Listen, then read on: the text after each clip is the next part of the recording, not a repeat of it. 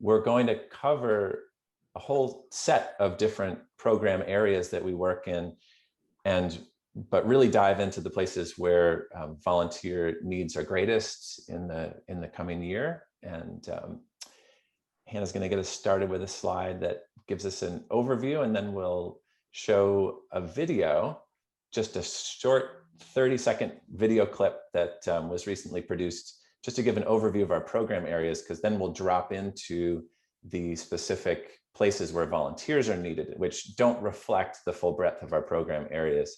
So this is just to set it up, and then we'll dive in. Let's see.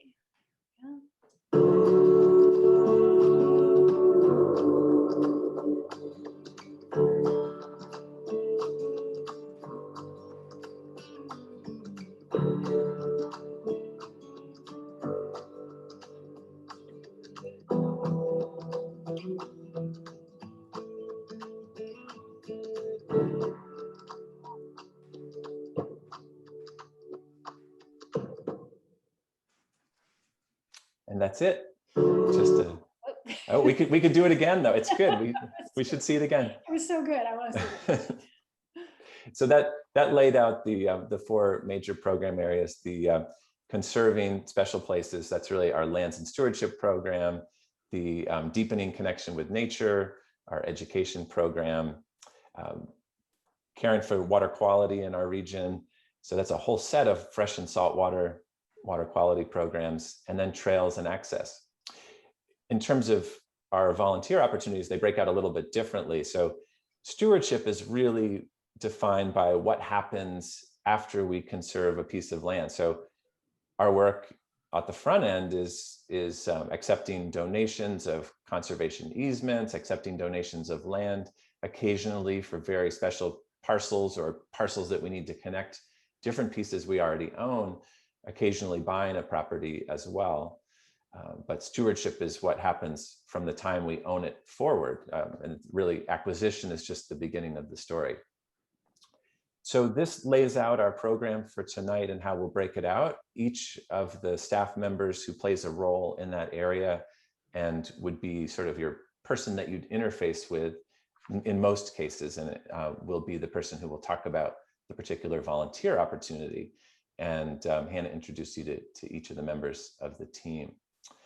So we'll jump right in on the next slide and we'll finish with how to sign up.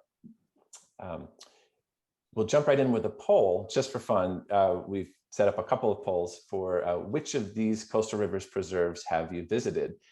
This is just a sample. There are 8 or 9 here. So if you look on your screen, different screens will show it differently. You may need to scroll down. And none of the above is also an option, although hope you will have seen a couple. So I will launch the poll here. And can you all see? Well, you can't tell me if you can see it or not, but I think it's up there. We'll give you. I can see it. Good. All right. So which of these popular coastal rivers preserves have you visited? Multiple choice, and again, scroll down to catch them all.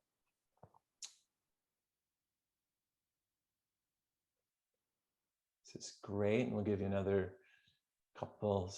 Let's give it 10 or so seconds here. Ooh, we got some clear leaders. Yeah. All right, I'm gonna bring the poll to a close. Look at that. Everyone has, okay, I won't share it until we get there. Everyone has been to at least one preserve, and a lot of you to many. So our clear winners, Salt Bay Farm and Round Top Farm. And some hidden gems out there, where just a few of you have been. Can you show us the results? Oh, thank you, Darren. This is why we're a team. See, I'm sitting here enjoying looking at the results, and none of you can see them.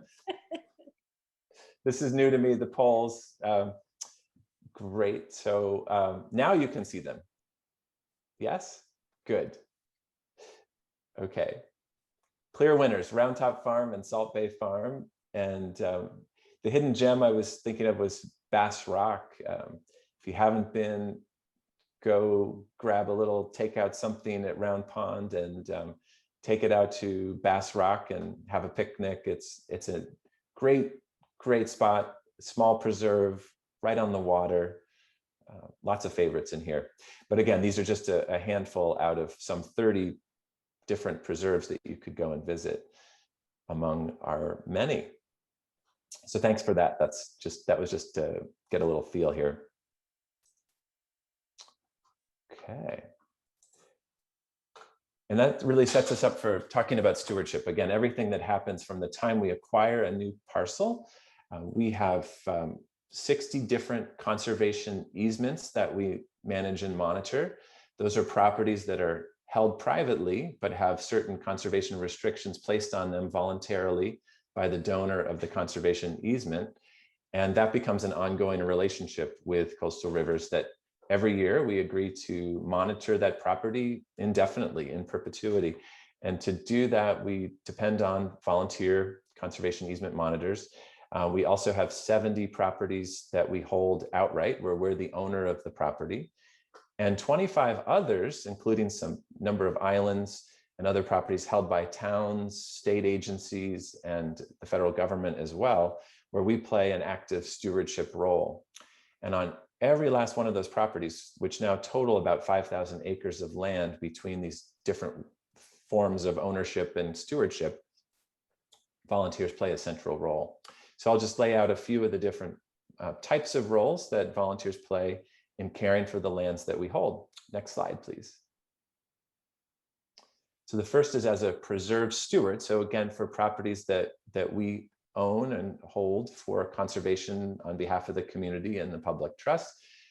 Each of those properties has somebody designated, a volunteer, who cares for that property. That means walking the boundaries, checking out the condition it's in, making sure that there isn't encroachment. In a few rare circumstances, neighbors have encroached on a property that we hold, inadvertently cut down some timber, occasionally maybe on purpose, but we keep track. And the other piece of that is some of our preserves, many of them have trails, and the volunteer stewards on those preserves also walk the trails and report in if there's a problem with the property, a tree down, some sort of problem with the kiosk, vandalism, or it's rare. People take pretty good care of it. But as far as trees down, that's super common. In a given year, we had a year where we had 140 trees down across all of our properties. So the preserve steward is they're the eyes and ears, but you're not in it alone. As the preserve steward,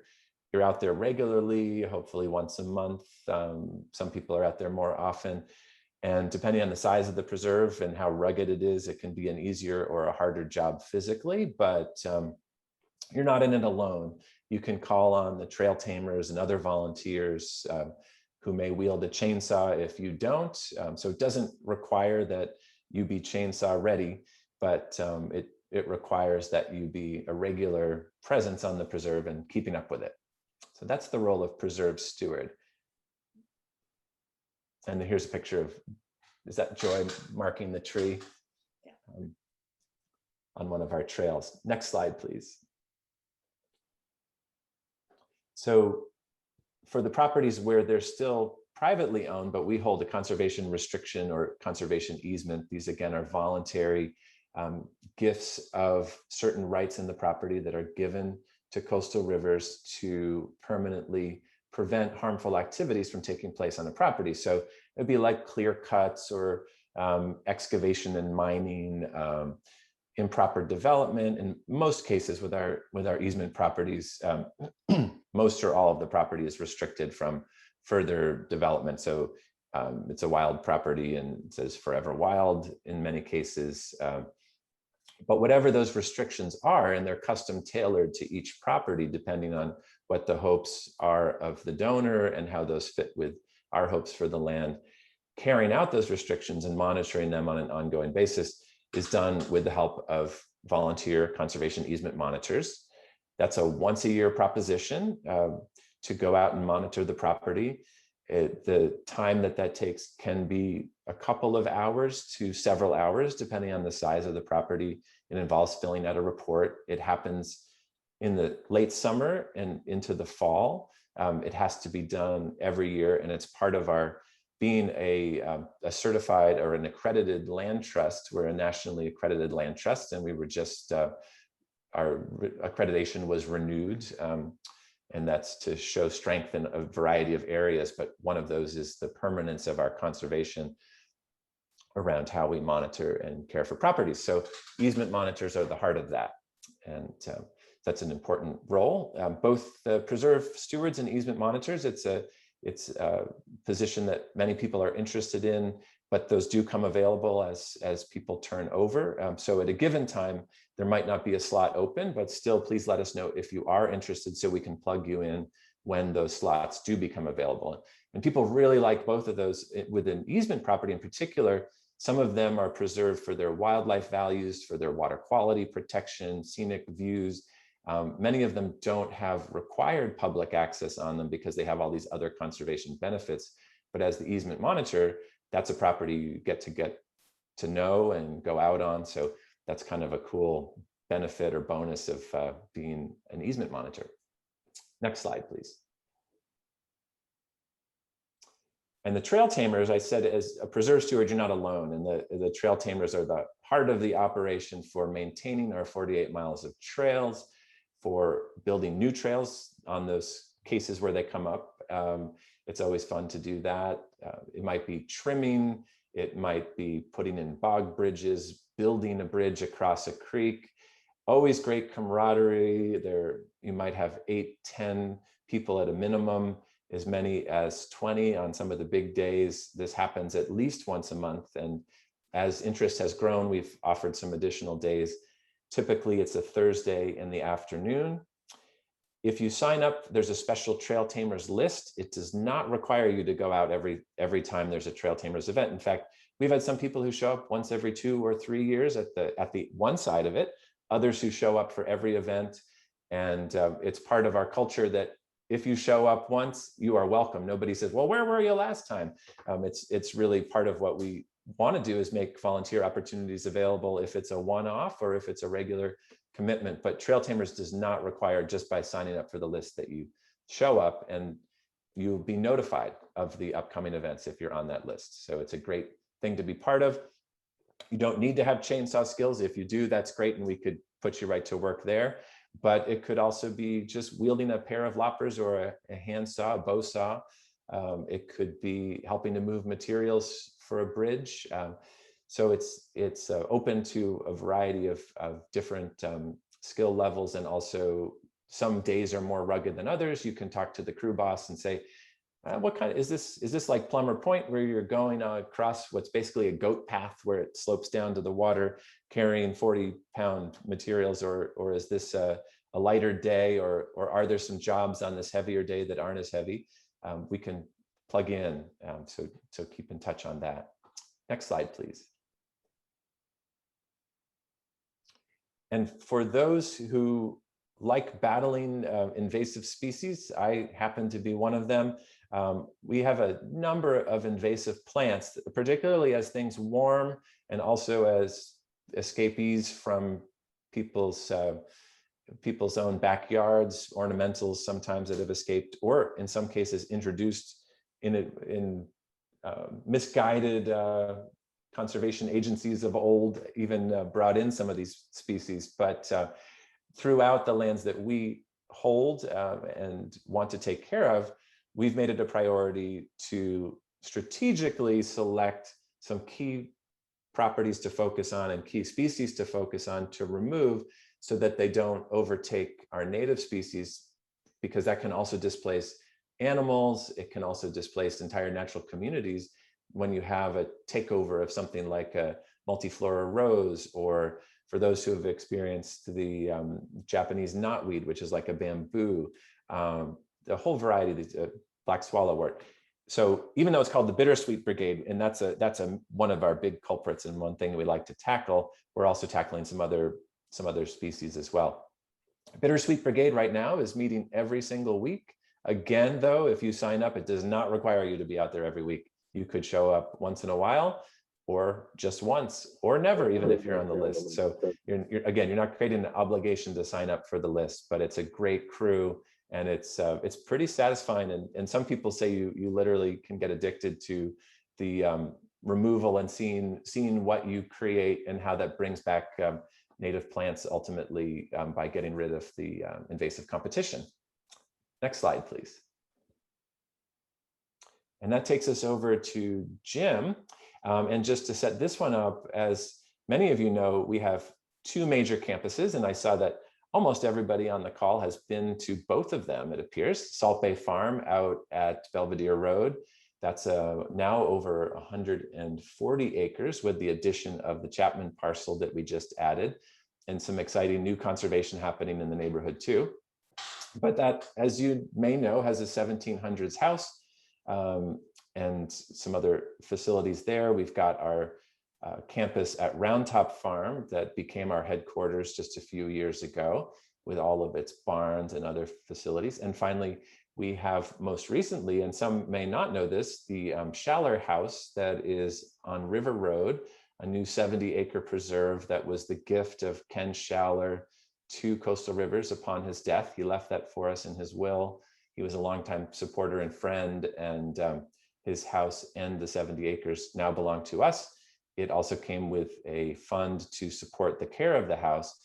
Nonetheless, as with all these facilities, doing this as market fixes, just hiring it in is, for anyone who's done recent upgrades to their own houses, terribly prohibitive. And every bit of support for equipment and facilities helps make more money available for conservation. It's also a lot of fun, and Jim's a great teacher.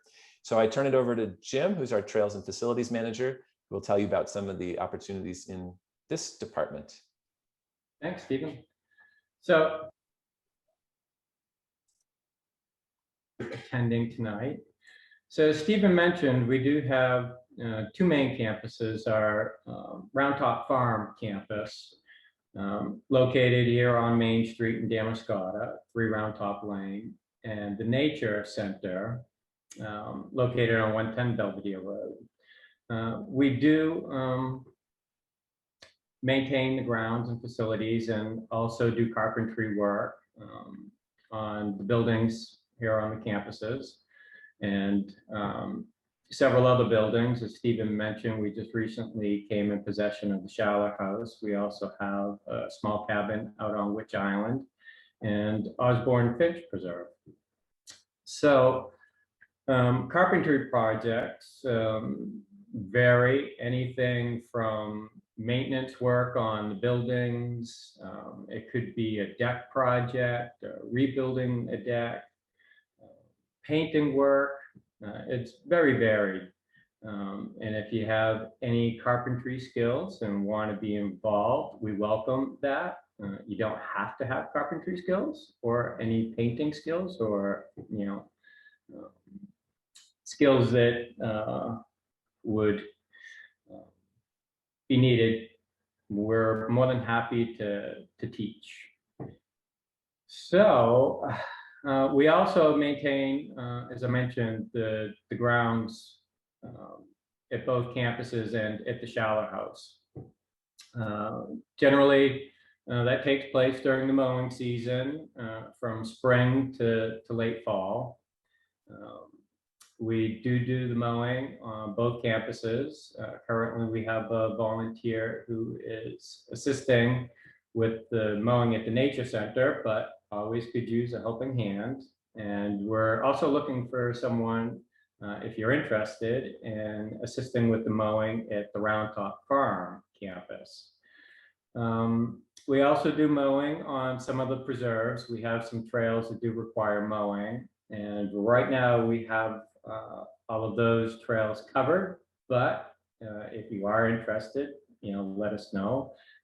We can, add you to the list of volunteers who would be willing to step in if needed, or if we have a volunteer who is going to be away, to cover for them. So we also, as part of the grounds and facilities maintenance, we're currently entered into a partnership with MOFGA to rehabilitate the 3 orchards, the orchard located here around Top Farm, the small orchard, what remains of the orchard over at the Nature Center, and as well the whaleback shell middens State Historic Site orchard. So if you have any interest in orcharding, please let us know. We'd be happy to have you join us. Right. So I probably jumped out of order on that, didn't I, Hannah? No, not at all. All right. Just Well, let me know. that covers grounds and facilities. But can you pull up the next slide, please? There you go. Thanks. So we also do maintain a small fleet of boats. The boats are used for several programs and for the upkeep and monitoring of some of our island and coastal preserves from spring to late fall. We get the boats ready to go generally in May to launch for the season. Work might entail, simply cleaning up the boats, bottom scraping, just general prep to get it ready for the season, get the batteries in and what have not. And we do haul Wendy J out every 4 to 5 weeks to scrape her hull down and do general maintenance on her. The Wendy J is a 21-foot center console Seahawk, and the other boat that we use for programs and for stewardship is a 13-foot-3 Boston whaler called the Alice. So if you have any interest in assisting with the boat maintenance, launching, and hauling in the fall, please let me know. We also have a number of pieces of equipment, lawn maintenance equipment, weed whackers, pruners, you name it, as well as some farm equipment that does need to be maintained and oiled, lubed, just basic maintenance done on that. If you have skills or enjoy tinkering, that would be a fantastic opportunity for you as well. And just let us know. As I mentioned, while it's great to have people with skills, we do not require it, and we're happy to, to teach people, how to use the equipment and work safely. So thanks for attending and hope to hear from you. And Jim is a terrific teacher, a patient teacher of, including of hacks like me, of kind of country carpenters where my tolerances are an inch. He's helped me get them down to half an inch. So thank you, Jim, and definitely get involved. It's great. I wanted to just take a moment to say, if you have any questions along the way, pop it right in the Q&A, and we will be monitoring that. So questions about a position or any of the stuff we've said so far, we can circle back to that, and we will be monitoring that. I might add that because we're in full, if you're in full screen view, it might not be obvious where the Q&A went. But if you hit the escape key, that will get you out of full screen mode, and then you should be able to see the Q&A button again. If you have burning questions and we're trying to find that Q&A button, that's where it went. Great, thanks, Hannah. And next slide, please. And now it goes back to Hannah, who, as our communications and outreach manager, really oversees the many ways that we reach out to the community and interact both through print and media and also in person. And she'll set up a few of our different volunteer opportunities there. Thanks. Well, the first opportunity is a great one. We have a team of front office volunteers. This team actually technically is overseen by Darren, not by me, but I volunteered to cover it. And our front office volunteers have a huge impact here at the office. They are typically the first point of contact for anybody who's calling here or showing up at the door.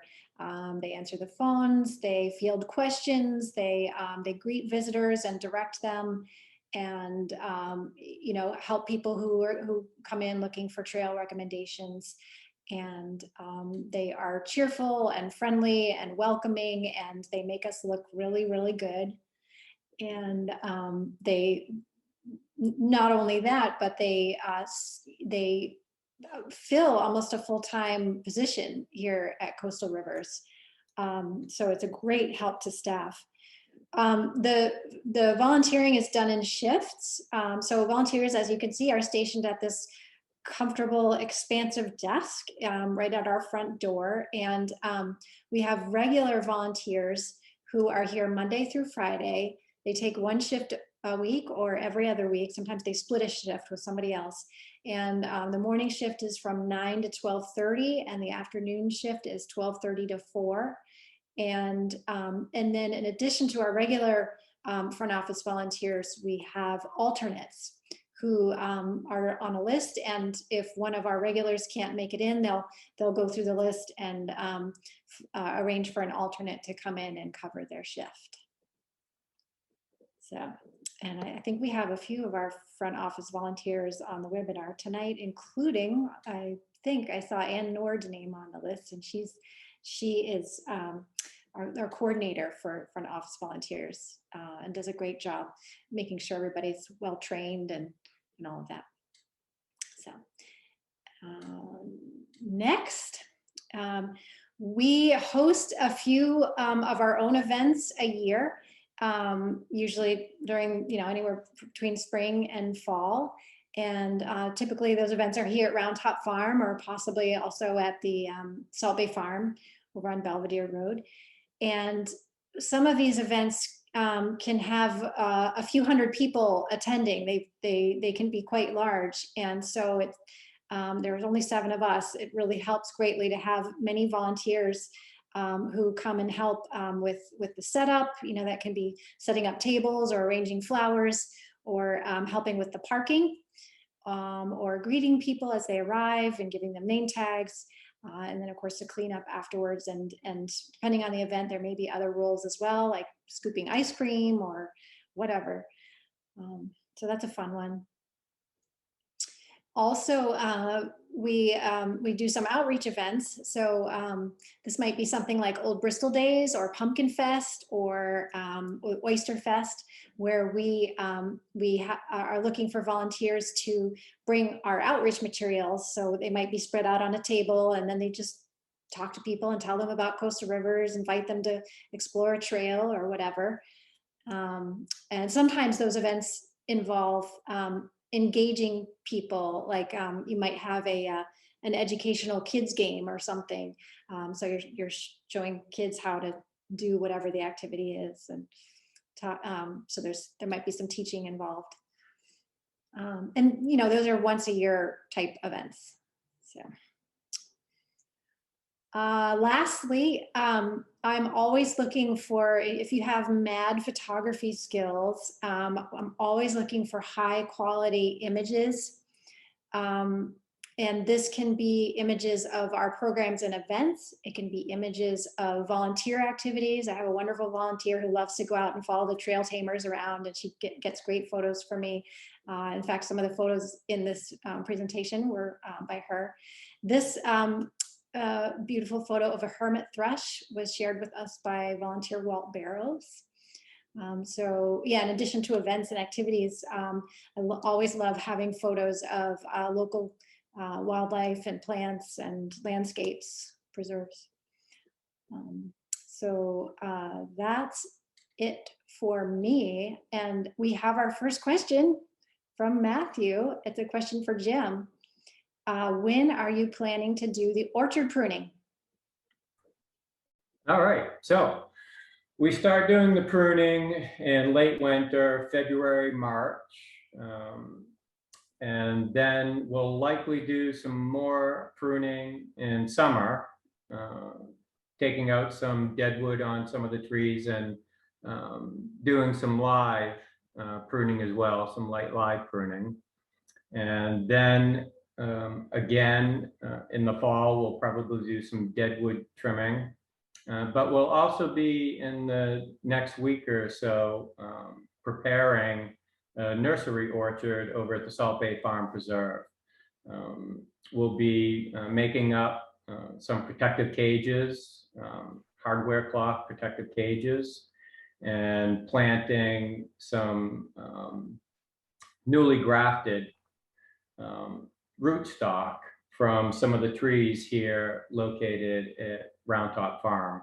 We're trying to preserve the varieties, some of the varieties that we have here, and introduce some varieties that would have been in the region the period of time that this orchard was established. So that work will be coming up in the next week or two. But if you're interested, yep, please let me know. And can I just say, on the volunteer form, we actually don't have a job that's called orchard pruning. Orchard, but right. we do have an area in it that on the form that says, tell us other skills you'd like to use with coastal rivers, and you can add if you're interested in pruning or anything else that isn't a specific job listed on the form. Thanks, Darren. Thanks, Matthew. Great, and thanks, Jim, too.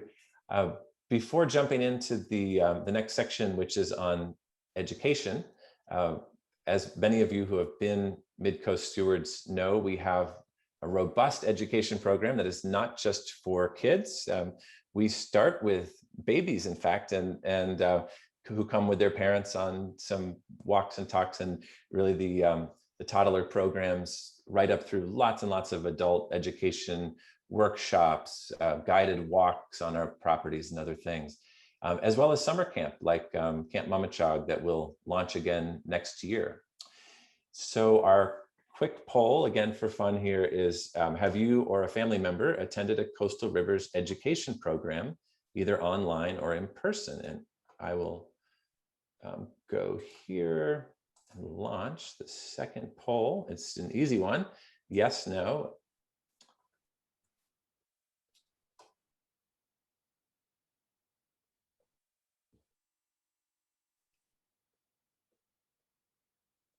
Great. Perhaps we should have said, accepting this program. Oh, that's good. Yes, that's Everybody could respond, good yes. call. Good call, Hannah. Okay, I'll give it 10 more seconds here. Okay. And this time I will share the results. Okay, so lots of you have, and several of you haven't. And if you're interested in attending something that's upcoming, there is a great list right on our calendar on our website, and check out some of those that are coming up. Okay, and we'll go on to the next slide, and I'll introduce, you've met Angela very briefly, but Angela DeVoe, who is our education assistant, will share some of the ways that volunteers play a role in our nature education program. Angela. Thank you, Stephen. So I guess I'll start just by saying that for all of our education opportunities, we're really looking for people that enjoy interacting with other people in both outdoor and indoor settings, although most of the opportunities will be outdoor, so please be prepared for that. I should also mention that we always offer training and support with these opportunities. I understand that maybe there will be some ecology that is unfamiliar, but not to worry. We have an excellent director of education. And another note, because we do work with very young children, we do need to have a background check at all levels just to make sure that we're keeping the kiddo safe. So with all of that, the first opportunity we have here is the Beachcombers Rest Nature Center. We are looking for a docent there. It is located at Pemaquid Beach in partnership with the town of Bristol. And it's that permanent structure that's tied to the covered seating area, if any of you guys have been there before. So we're basically looking for volunteers that we will provide with materials and information to share with the public. Right now we have a birch bark canoe on display, and we would, for example, we'd provide you with information about the building process, about the history behind it and such. And then of course there is the obvious bonus of volunteering there, which is spending the day at the beach. Who wouldn't want to do that? So excellent time. Next slide, Hannah. And then we have, as has been discussed, a robust education program with kiddos. We offer a wide variety of nature-based education programs to our local AOS 93 school feeder area, and occasionally that does extend further than that as well. So for those, we're looking for volunteers that'll help us carry out the programs, and what that generally is going to look like is you guys would come and meet the education department at the given site, and most often, like I said, we will be outdoors for at least an hour, if not more. And that is true no matter the weather, unless it's severe enough where school's been canceled or it's just not going to happen. So we do ask that you would come prepared to be outside for a short walk or hike and some elements potentially. And some volunteers with the kid education program do help us develop activities or lesson plans. So we're always grateful to those that are willing to help us out with that. And as you can imagine, it's just always nice having an extra set of hands and eyes, especially with the younger students, because you never know what'll happen. So next slide. And then we also have our Coastal Rivers Nature Center, which is over at the Salt Bay Farm, 110 Belvedere Road, which was formerly the DRA headquarters and offices, if you guys are familiar. So we're looking for somebody to basically set a station up out front of the Salt Bay Farm building to welcome people to the preserve. At that table, we'll provide you with information to give the hikers or walkers that are going to highlight the happenings in nature as the seasons change. So we'll be updating that information monthly, or, you know, just to align with the seasons, if you will. And then you'll also be provided with like maps of the farm as well as some other preserves if people are looking for recommendations of other spaces to visit, which, as we've said, we have plenty. So this is a pretty flexible schedule. We are trying to emphasize the weekends or other days where we know there will be a lot of foot traffic at the Salt Bay Farm. So we'll put out a doodle poll for that, but that comes later. And in addition to having a nature center docent, it's always, again, nice to have somebody there when we do host our education programs, because as said before, it's just always nice to have an extra set of eyes and hands just to make sure that all of the students are having the best time possible, as well as volunteers and instructors alike. So I guess I'll just end my portion by saying that I'm super excited to meet all of you future education volunteers, and it's just so rewarding to see the world through a child's eyes with their natural curiosity. So it can really make you fall back in love with nature and see the world through a new lens. And I encourage all of you to give it a try. Thank you. Thanks, Angela. Yeah. And next slide, please. And as you can hear so far, almost everything that we do is driven by volunteers. We're just 7, and that's been mentioned several times. We're just 7 staff. We couldn't take on these properties. We couldn't take on these projects, these programs without volunteer input. The same is true of collecting data in this broad area. To do our work well in conservation, to focus our outreach efforts, to decide where we're going to, what we're going to emphasize in terms of education for waterfront. Is nitrogen a problem? What's happening in our water? We need to understand the science behind the ecology and the natural resources of our region. And broadly speaking, the citizen science set of programs that Sarah Gladue manages help us to focus our efforts, whether that be advocacy, education, or outreach. So Sarah will tell you about a few of those positions. Thank you very much, Stephen. And I'm just actually, before I launch into talking about citizen science, I want to respond to a question that is asked in the Q&A, and that's just about the educational programs and professional development for teachers. And yes, we do regularly offer professional development for teachers. And so, Matthew, welcome to connect with me, or I'll grab your email later at some point, and we can talk about what that looks like. So, but we do, especially for AOS at 93, but also more widely sometimes as well. So citizen science, Hannah, if you would slide over to the next slide. There we are.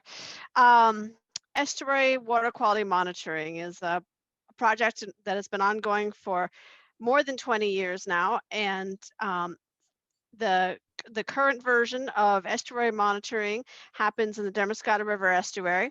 Volunteers go out May through October on the Wendy J, which is the boat that Jim mentioned earlier. And they are collecting a variety, a whole suite of parameters to better understand water quality and to monitor over time. The training actually for this program has just happened, but we will be doing follow-up trainings, and so it's still very possible for anyone to get involved. And then after the training, you sign up for a slot, and we ask that people be available for about 2.5 hours in order to do this work out on the river on the boat. And then it's fairly flexible. So we do have a specific schedule, but people can sign up for the time slots that are available and work for their schedule. So it is somewhat tide dependent and boat schedule dependent, and requires a group of about 3 people. So you'll have a boat captain, a monitor, and a scribe usually. And it's a wonderful opportunity to get out on the water and see the estuary, the river, and help us do really important work that guides both our conservation work locally, our municipal support for our local towns in terms of water quality issues, and local industry as well, actually.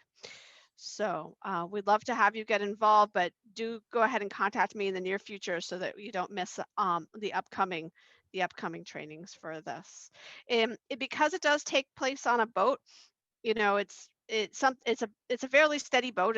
And we don't go out in rough weather, but you do need to be able to climb onto the boat and feel comfortable with your balance on the vessel.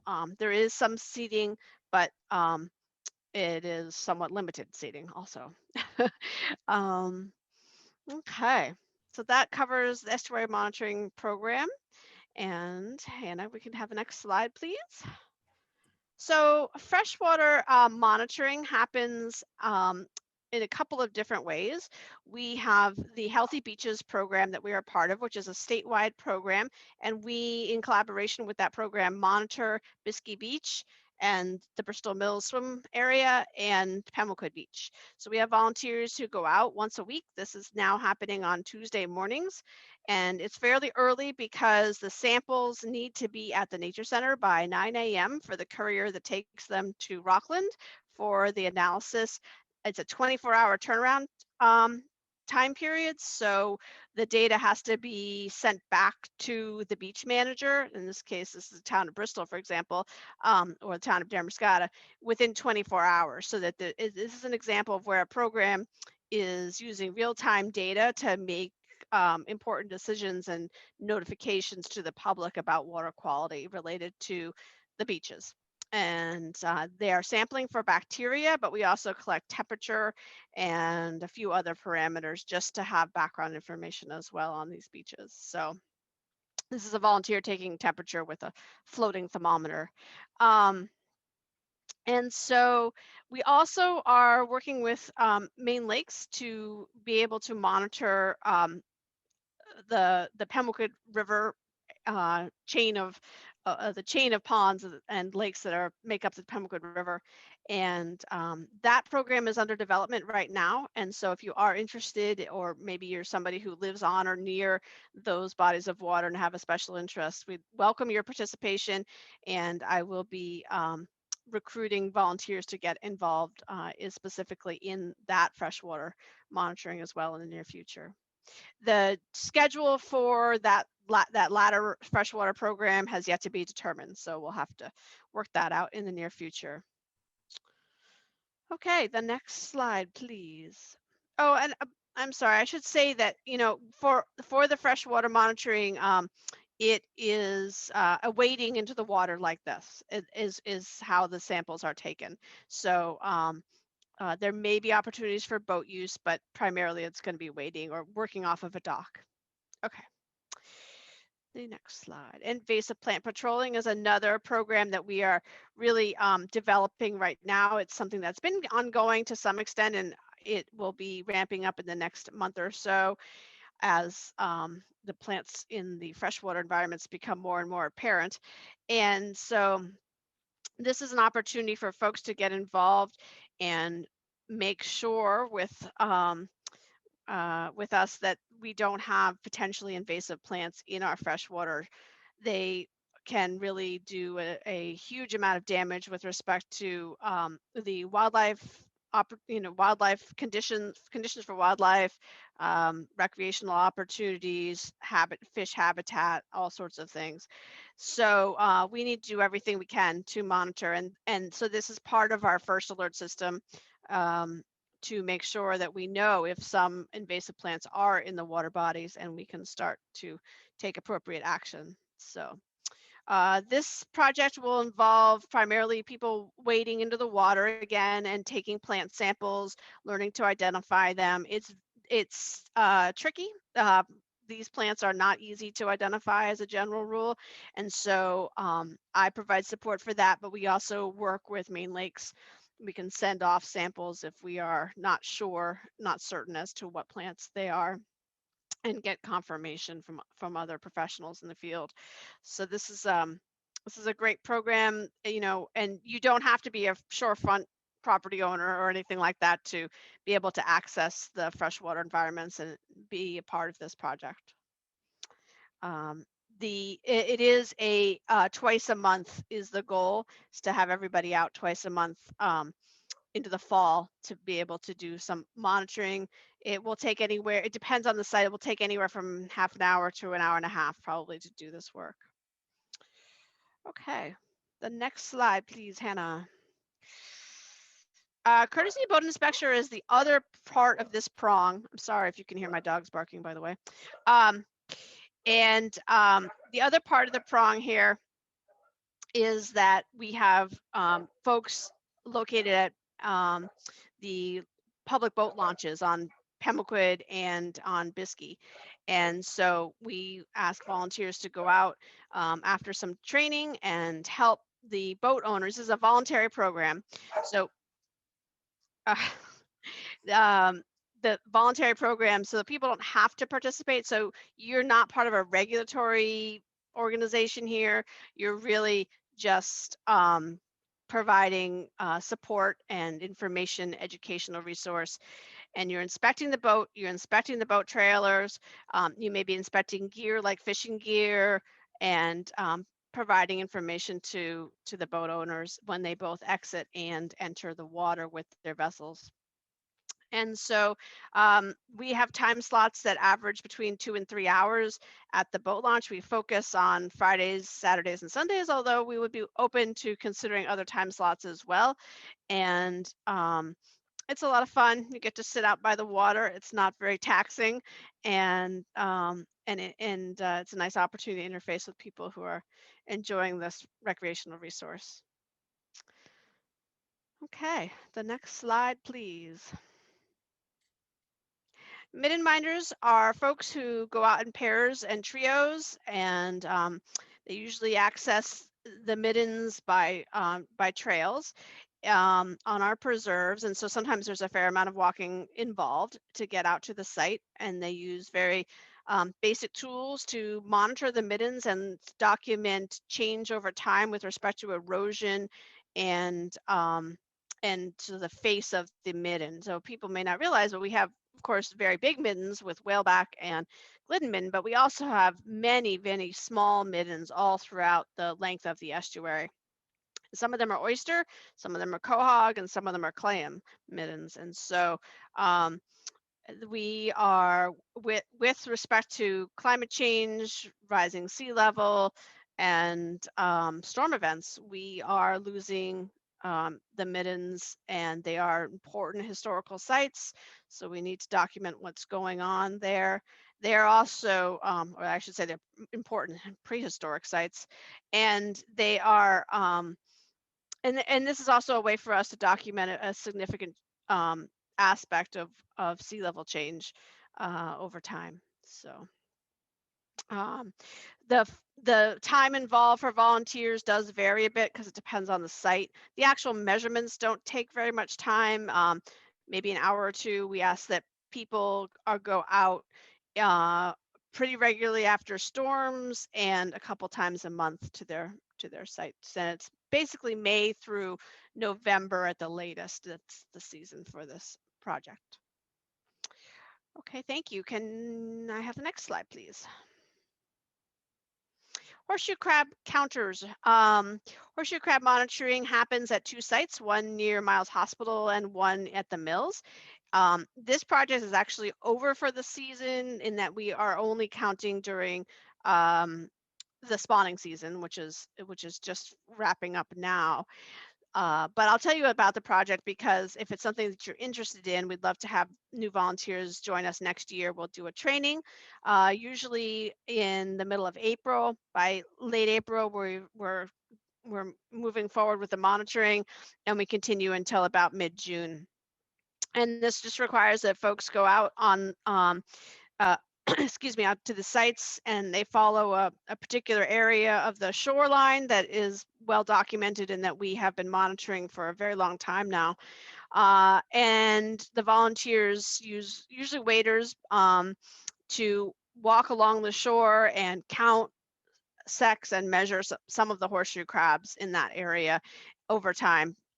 Folks go out every day, but people don't have to sign up for every day. We have again a pretty flexible schedule where volunteers can just register for a day that works for them, or multiple days that work for them during that couple of 6 weeks or so that we are 6 or 7 weeks that we're monitoring. And so people walk the shore. It is a little bit of a tricky area to walk in and often murky. So you can see Tam here has our trusty staff for making sure that we don't fall in, or know at least where the holes are. But it is a situation where you have to have reasonably good balance and kind of tread carefully, and you go out with partners so that partly for safety, but partly also because the job of counting actually can be so exciting that there are so many horseshoe crabs and you have to have a partner to help you out. Otherwise, it gets very confusing as to what horseshoe crabs are where. So it's a great program, and we our volunteers have contributed a significant amount of scientific data with respect to this project, which is really exciting. Okay, Hannah, thank you. Next. So phytoplankton monitoring is a great project for folks who like to look through microscopes for about 3 hours at a time.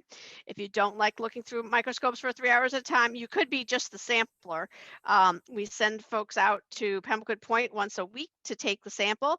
I'm sorry, I take that back, to South Bristol and to take the sample, and then deliver it to the lab. And then volunteers spend a lot of time pawing through the single drop of water that they put on the slide and identifying cells. So the training is done through the Department of Marine Resources, and this is a project, again, which is the data is used real time by the DMR to be able to provide a first alert system with respect to shellfish that may be made toxic to humans as a result of some plankton which have the capacity to create sanotoxins and are a significant health risk, i.e. can kill people who eat them if there is no alert system and follow-up monitoring. So we're not part of the regulatory system, we're a first alert system. And then if we observe, for example, that there are a lot of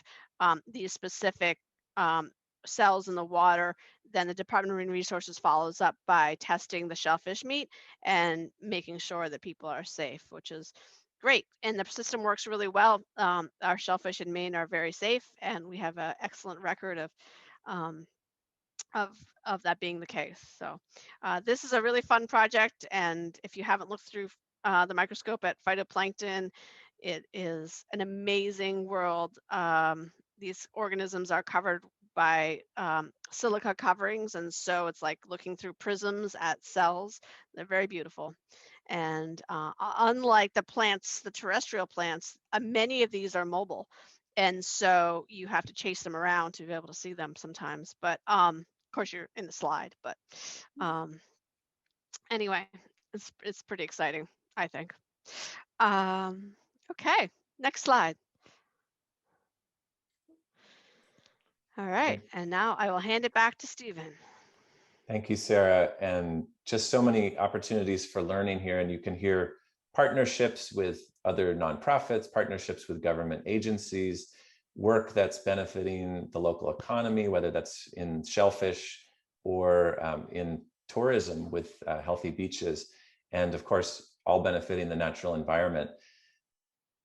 If you want to sign up, and I before even jumping into the how, I just want to say, and Angela's also popped it into the chat. I just wanted to say first, thank you for being here on this call with us. Thank you for your interest in volunteering. We truly enjoy and love our volunteers. It's part of our community. It's part of why we all love our work. It's part of why Coastal Rivers is the organization that it is. People are bringing their talents, they're bringing their energy, they're bringing their questions and observations. They're teaching us all the time just as much as we're teaching them, probably more most of the time. And we're grateful for that.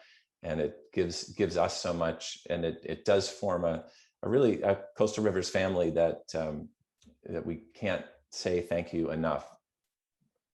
It's also great for institutional memory. So when I became the stewardship director in 2003, many of the properties that we held at the time, I was shown by volunteers who had been monitoring them already, in some cases for 10 or more years.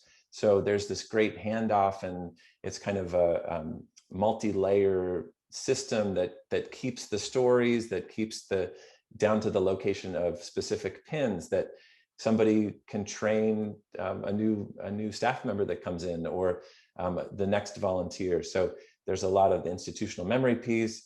Volunteers also bring in match that's direct, valuable match when we go for grants. So it's not only saving funds in the sense of serving in what are quasi staff positions, in many cases really filling in where opening up new opportunities to connect with the community, but also providing specific match for grants that we do, because that has direct value as an in-kind contribution that then leverages state, federal, and private philanthropy.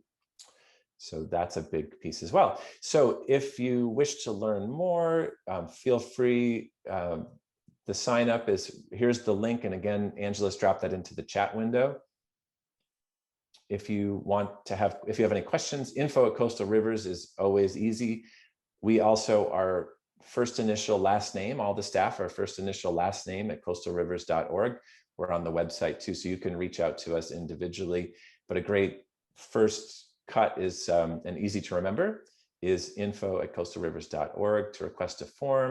You can also just stop by and pick up a paper one and then turn it around and deliver it to Darren. You can do that in any way, through the mail, stop by. You could scan the PDF and send that over too. Also, again, at info@coastalrivers.org. So hope that you will, and we look forward to working with you as part of this great community of volunteers and staff working together for these conservation and education goals in our community. And we're grateful to each and every one of you for that. One quick word for those who in this transition point where we are coming back, and for the next slide, please, where we are coming back in the middle of a pandemic. We are all vaccinated, all the staff are vaccinated, and currently all the volunteers, the front office volunteers, are vaccinated. But if you are not vaccinated or not able to be and still seek a position, we want to find ways to plug you in.